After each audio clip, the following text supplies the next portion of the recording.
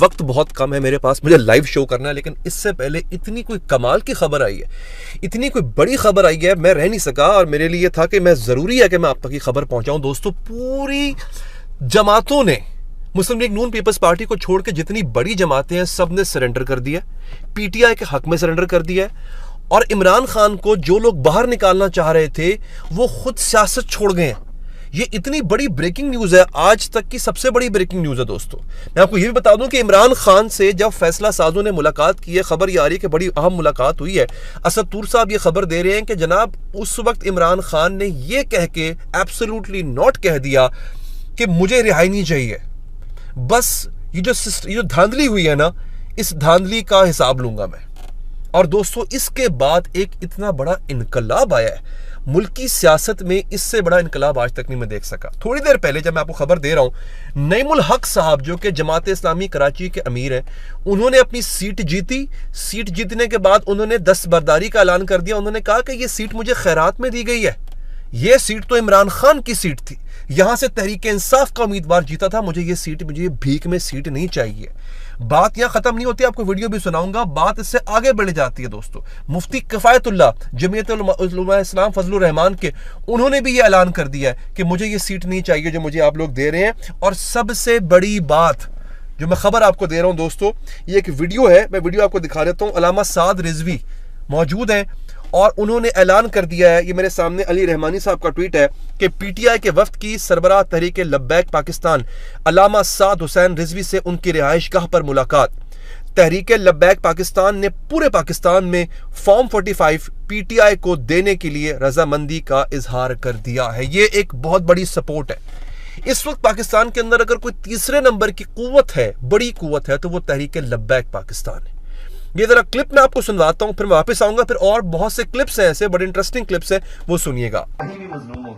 हम उसके साथ होंगे। अल्लाह हमें जालिम और मजलूम दोनों बनने से बचाए। जिस हिसाब से आपने हमें एक चीज में हेल्प आउट किया है, वो ऑलवेज याद रहेगा। हाँ जी जनाब, ये आपने सुन लिया।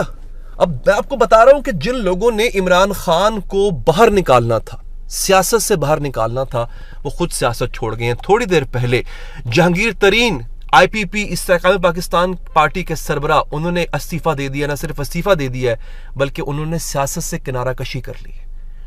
यानी उनको खुद इस बात का ख्याल आ गया कि मुझे जिस काम के लिए इस्तेमाल किया गया था वो काम तो हुआ नहीं।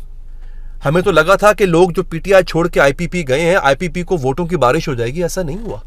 वो लोग अपनी सियासत की शनाख्त ही गवा चुके। मुझे बताएं, कहाँ है आज फवाद चौधरी साहब, कहाँ है आज फयाज अल हसन चौहान साहब, कहाँ है फिरदौस आशिक अमान साहिबा? कोई नाम भी ले रहा है इन लोगों का? इन लोगों की सियासत दफन हो गई है। और यही एहसास हुआ जहांगीर तरीन साहब को, उन्होंने आज सियासत से ही किनारा कशी कर ली है।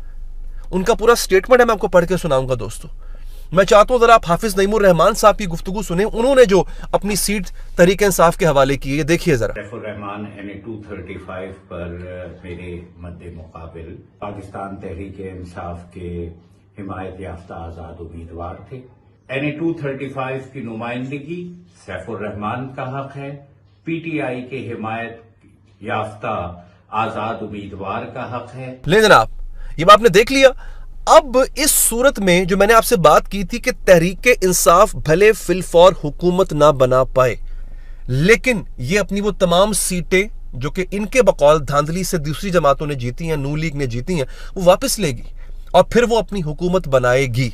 आज की जो दूसरी अहम खबर है वो ये है कि तहरीक मुस्लिम लीग नून और पीपल्स पार्टी के दरमियान एक फार्मूला तय पा गया है। वो है हुकूमत साजी का फार्मूला, कि हुकूमत हमने बनानी किस तरह से है, कैसे बनानी है। 3 साल जो है वो नून लीग का वजीर आजम होगा और 2 साल जो है बिलावल भुट्टो वजीर आजम होंगे। 5 साल इस तरह पूरे किए जाएंगे। इन्होंने बेसिकली क्या कहें, हुकूमत को और वजीर आजम के ओहदे को अपने घर का मुलाजिम समझ रखा है कि जब दिल चाहा जो है इतने, तुम ऐसे वो नहीं होता खानदान में जायदाद बट रही होती है, यार एक काम करो 3 साल के लिए तुम वजीर आजम कर लो, वजीर आजम बन जाओ, फिर 2 साल के लिए मैं, है नहीं, वजीर आजम खेलते हैं। ये वक़्त है अवाम के वोट की इनकी नजर में। आप यहीं से अंदाजा कर लें कि ताकत, पावर कितना बड़ा नशा है। प्रायोरिटी अवाम को सर्व करना पता नहीं है कि नहीं है, लेकिन यह जरूर नजर आ रहा है कि तरजीह जो है वो ये है कि ताकत पे कंट्रोल हासिल किया जाए, ये जानते हुए भी कि ये इंतखाबात शको शुबहात की नजर हो चुके हुए हैं, मशकूक हो चुके हुए हैं। दोस्तों, ये एक बड़ी खबर है। इन्होंने जनाब ये किया है, अच्छा, दूसरी बात जो बड़ी अहम बात है दोस्तों वो ये है कि जो बड़ी बड़ी पार्टियां हैं उन्होंने अब पाकिस्तान तहरीक इंसाफ के आगे सरेंडर करना शुरू कर दिया है और ये कहना शुरू कर दिया है कि जो वोट हमें पड़ा है दरअसल वो तहरीक इंसाफ का वोट था, हम इस वोट से, हम इस चीज़ से दस्तबरदारी का ऐलान करते हैं। दूसरा क्या हुआ है दोस्तों, लाहौर हाई कोर्ट ने मुस्लिम लीग नून की चीफ ऑर्गेनाइजर सीनियर नायब सदर मरियम नवाज और इस्तेकाम पाकिस्तान पार्टी के सदर अब्दुल अलीम खान समेत मुतादिद उम्मीदवारों की कामयाबी के खिलाफ दरख्वास्तों पर इलेक्शन कमीशन से जवाब तलब कर लिया है। अब होगी इंक्वायरी। मरियम नवाज जहां से जीती थी वहां से भी होगी इंक्वायरी, अलीम खान जहां से जीते थे वहां से भी होगी इंक्वायरी। और इस बात का कभी इम्कान लगता है, तहरीक इंसाफ वाले ये क्लेम कर रहे हैं कि उनके पास फॉर्म 45 हैं, वो सारी सीटें वापस आ जाएंगी। इससे पहले आपको बता चुका, तहरीक लब्बैक ने कहा है कि हम सारे फॉर्म 45 इनको देने को तैयार है। अब सोचिए, तहरीक लब्बैक ने अगर इनको फॉर्म 45 अपने दे दिए तो तहरीक इंसाफ के पास मजीद सबूत आ जाएगा। इन सबूतों की बुनियाद पे तहरीक इंसाफ ने कम से कम, क्लेम ये कर रहे हैं वो, हमने 150 नशिस्तें ले लेनी है और 134 या 35 नशिस्तें चाहिए हुकूमत साजी के लिए, हुकूमत बनाने के लिए। तो तहरीक इंसाफ को ये उस बात की उम्मीद है कि भले ये फिलहाल पावर शेयरिंग का फार्मूला तय कर लें कि 3 साल किसने रहना है वजीर आजम, 2 साल किसने रहना है वजीर आजम, बिलाखिर ये वजीर आजम, ये हुकूमत चल नहीं पाएगी, ये रह नहीं पाएगी दोस्तों, ये सूरत हाल है। अच्छा, अब होता यह है कि एक और इल्ज़ाम लगाया गया तहरीक इंसाफ पे, निगरान वज़ीर आला है मोहसिन नकवी साहब, उन्होंने कहा है कि जनाब एक और सानह 9 मई करने की कोशिश की जा रही है। वो आई थिंक इम्प्लाइड कर रहे हैं कि तहरीक इंसाफ ऐसी कोई प्लानिंग कर रही है। अलबत्ता तहरीक इंसाफ खुद को इससे दस्तबरदार और खुद को इससे मुबर्रा करार दे रही है। देखते हैं किसका वर्जन दुरुस्त साबित हो।